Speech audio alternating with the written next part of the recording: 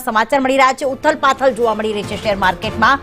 Budget પહેલા ભારતીય share માર્કેટમાં ઉથલપાથલ। ત્રીજી વખત એવું થઈ રહ્યું છે કે શનિવારના દિવસે બજેટ છે અને માર્કેટ ચાલુ રહ્યું હોય। આ અગાઉ 2015 2020માં એવું થયું હતું અને આજે શનિવાર 1 ફેબ્રુઆરીએ બજેટ આવવાનું છે અને એની વચ્ચે ફ્લેટ ઓપનિંગ થયું હતું। માર્કેટ ફ્લેટ ઓપન થયું હતું। લગભગ નિફ્ટી 15 પોઈન્ટ અને સેન્સેક્સ લગભગ 101 પોઈન્ટ ઘટાડા સાથે ખુલ્લું, પણ અત્યારે વધી ગયું છે। નિફ્ટીમાં 50 પોઈન્ટથી પણ વધુનો ઉછાળો અને 23,500 જે ગઈકાલે પાર તો કરી હતી, હવે ક્યાંક એ વધુ જોવા મળી રહી છે ને એક અપેક્ષા છે કે બજેટ જે છે ફેવરમાં આવશે, એટલા જ માટે શેર માર્કેટમાં એક ઉછાળો જોવા મળી રહ્યો છે। ગયા વર્ષે આપણે યાદ કરાવી દઉં, માર્કેટમાં ઉછાળો હતો, પણ જેવા જ કેપિટલ ગેઇન ટેક્સની જાહેરાત કરવામાં આવી, માર્કેટ ઘટ્યું હતું।